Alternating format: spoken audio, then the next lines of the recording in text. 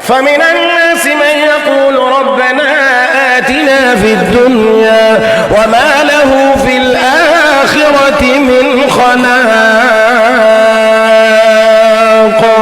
ومنهم من يقول ربنا آتنا في الدنيا حسنة وفي الآخرة حسنة وقنا عذاب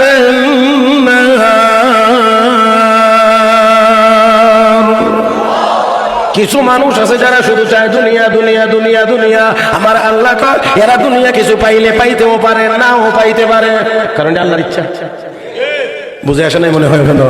আল্লাহ রাব্বুল আলামিন অন্য আয়াতে বলেন, মান কানা ইউরিদুল আজিলাতা আজ্জালনা লাহু ফিহা মা নাশাউ লিমান নুরিদ সুম্মা জাআলনা লাহু জাহান্নাম ইয়াসলাহা মাযমুমান মাদহুরা ওয়া মান আরাদা আল-আখিরাতা ওয়া সা'a লাহা সা'য়াহা ওয়া হুয়া মুমিন ফাউলাইকা কানা সা'য়ুহুম মাশকুরা। আর একটু জোরে কর, আল্লাহ কো দুনিয়া চাইলেই সবাই দুনিয়া পাবে না। আমি আল্লাহ যাকে দেব সে পাবে, যাকে দেব না সে পাবে না। এ বন্ধুরা, যারা শুধু দুনিয়া চায় পাইলে পাইতেও পারে নাও পাইতে পারে, কিন্তু ওয়া লাহু ফিল আখিরাতি মিন খালাক, পরকালে তার কোনো অংশ নাই। আর একদল মানুষ আছে যারা আল্লাহ রাব্বুল আলামিনের কাছে চায় রব্বানা আতিনা ফিদ দুনিয়া হাসানা, আল্লাহ দুনিয়াতে কল্যাণ চায়, ওয়া ফিল আখিরাতি হাসানা, আখিরাতেও কল্যাণ চায়, ওয়া কিনা আযাবান নার, জাহান্নামের আগুন থেকে আমাদেরকে বাঁচাও। আল্লাহু আকবার। ওই জাহান্নাম থেকে বাঁচতে আপনারা চান না? চান না? তাহলে জাহান্নাম থেকে বাঁচার জন্য কামনা করে ওয়া কিনা আযাবান নার, ওয়া কিনা আযাবান নার, ওয়া কিনা আযাবান নার। আল্লাহ জাহান্নামের আগুন থেকে বাঁচাও, জাহান্নামের আগুন থেকে বাঁচাও, আল্লাহ জাহান্নামের আগুন থেকে বাঁচাও। হযরত ইমাম আযম আবু হানিফা আন-নুমান ফকিহ হাযিহিল উম্মাহ, সিরাজ হাযিহিল উম্মাহ, ইমাম আযম আবু হানিফা রাহমাতুল্লাহি আলাইহি রাতের বেলা নামাজের মধ্যে দাঁড়াইছেন, সূরা ইয়াসিন তিলাওয়াত শুরু হয়েছে। চলতে চলতে যখন ওই আয়াতে গিয়েছেন, ওয়ামতাজুল ইয়াওমা আইয়ুহাল মুজরিমুন, ওয়ামতাজুল ইয়াওমা আইয়ুহাল মুজরিমুন। হাশরের ময়দানে আল্লাহ রাব্বুল আলামিন বলবেন, হে পাপিষ্ঠরা, হে পাপীরা, আজকে আমার নেককার বান্দা হতে আলাদা হয়ে যা। হাশরের ময়দান দুই ভাগে বিভক্ত হয়ে যাবে, একদল মানুষ হবে নেককারদের আর একদল মানুষ হবে গুনাহগারদের। এরা বান্দারা একদল হবে জান্নাতি, ফারিকুন ফিল জান্নাতি ওয়া ফারিকুন ফিস সাঈর, একদল মানুষ হবে জান্নাতি আর একদল মানুষ হবে জাহান্নামী। ইমাম আযম আবু হানিফা আন-নুমান এই আয়াত পড়ে আর সামনে আগাইতে পারেন না, ঘুরায়া ঘুরায়া এই আয়াত পড়েন, ওয়ামতাজুল ইয়াওমা আইয়ুহাল মুজরিমুন, ওয়ামতাজুল ইয়াওমা আইয়ুহাল মুজরিমুন, ওয়ামতাজুল ইয়াওমা আইয়ুহাল মুজরিমুন। সামনে আর আগাইতে পারেন না। আমার মনে মনে শুধু চিন্তা, হাশরের ময়দানে আমার আল্লাহ ঘোষণা করবেন, এ পাপিষ্ঠরা আলাদা হয়ে যা, না জানি ওই দিন আমার নামটা ওই দলের অন্তর্ভুক্ত হয়ে যায়, তাহলে আমার কি উপায় হবে, আমার কি অবস্থা হবে। হে বন্ধুরা, শুধু তা না, লক্ষ্য করুন, হযরত উমর ফারুক রাদিয়াল্লাহু তাআলা রাস্তা দিয়ে হাঁটেন, ডাইনে বামে তাকান আর আস্তে আস্তে করে হাঁটেন, প্রচন্ড রোদ। হযরত উসমান যুন্নুরাইন রাদিয়াল্লাহু তাআলা দেখলেন, দৌড়িয়ে গেলেন আমিরুল মুমিনিন, এই প্রচন্ড দুপুর বেলা প্রচন্ড রোদের মধ্যে আপনি এই রাস্তা দিয়ে হাঁটেন আর কি যেন দেখেন, তালাশ করেন, মনে হয় কোনো হারানো জিনিস তালাশ করতে আছেন। ঠিকই বলেছে ওসমান, রাষ্ট্রীয় একটি উট হারিয়ে গেছে, এই জন্য আমি ওমর তালাশ করার জন্য বের হয়েছি। আল্লাহু আকবার।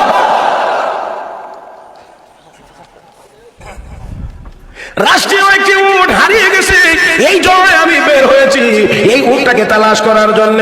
ও মুসলমান, একটা উট হারিয়ে গেছে, রাষ্ট্রপ্রধান বের হয়েছেন তালাশ করার জন্য। আর আমাদের দেশে বর্তমান পৃথিবীতে হাজার হাজার না, লাখ লাখ না, কোটি কোটি টাকা নষ্ট হয়, মনে হয় যেন দেখবার কেউ নাই।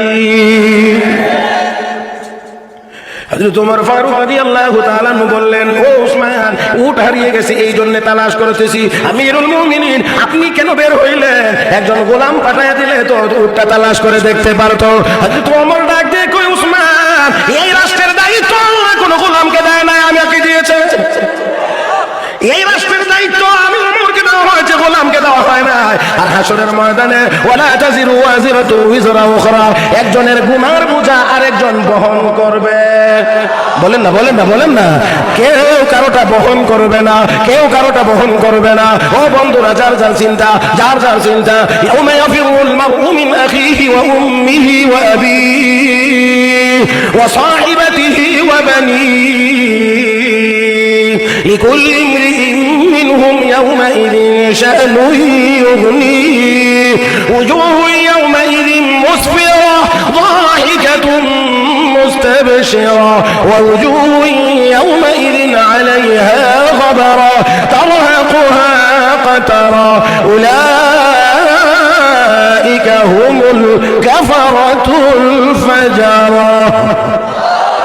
ও মুসলমান, ওই দিন কেউ কারোটা বহন করবে না, যার যার বোঝা তার তার বহন করা লাগবে। জোরে কোন ঠিক না? আমি হযরত ওমর ফারুক রাদিয়াল্লাহু তাআলা বলেন, ও উসমান, যেহেতু দায়িত্বটা আমার, তালাশও আমাকে করতে হবে। হযরত উসমান কো, আমিরুল মুমিনিন, এখন রৌদ্রটা অনেক বেশি, আপনি একটু আমার ঘরে আরাম করেন। রৌদ্রটা যখন একটু পড়বে, একটু ঠান্ডা হবে, তখন আপনি আবার উটটাকে তালাশ করার জন্য বের হবেন। হযরত ওমর ডাক দিয়ে কয়, উসমান, আমি যদি এখন তোমার ঘরে আরাম করতে যাই, আর এই সুযোগে যদি উটটা হাতের নাগালের বাহিরে চলে যায়, আর এরপরে খুলতে গিয়ে যদি আমি উট তালাশ করে না পাই, হাসরের ময়দান যেদিন কায়েম হবে, আল্লাহর আদালতে দাঁড়াইয়া আমাকে জবাব দিতে হবে। ওই দিন তো আমি আল্লাহর দরবারে কোনো জবাব দিতে পারবো না। ওই দিন কোনো জবাব দিতে পারবো না। জবাব না দিতে পারলে যদি জাহান্নামের ফয়সালা হয়ে যায়, কুলনারু জাহান্নাম আশাদ্দু হাররা, জাহান্নামের আগুন তো এই সূর্যের তাপের চেয়ে কোটি কোটি গুণ বেশি গরম। কথা কয় না, কথা কয় না, কথা কয় না। এই জন্যে বুদ্ধিমান যারা, তারা কয়, আল্লাহ দুনিয়াতেও কল্যাণ চাই, আখিরাতেও কল্যাণ চাই, জাহান্নামের আগুন থেকে বাঁচতে চাই, দয়া করে জাহান্নামের আগুন থেকে বাঁচাও। আল্লাহ, কষ্ট হইতেছেন আপনারা? চলবে নি আরো 10-15 মিনিট? চলবে না? অসুবিধা হবে? পিছনে যারা আছেন তারা জোরে কোন, আপনারা কিচ্ছু করেন না, চলবে? এই যাই মাওলানা আবুল কালাম সব শিখাইয়া দিয়া তারপরে বসে মুহতারাম হাজিরিন, কতক্ষণ পরে নাও থাকতে পারে। শরীরটা এখন হৃষ্টপুষ্ট, কত মোটা তাজা, নাদুস নুদুস দেহের অধিকারী, চোখের সামনে।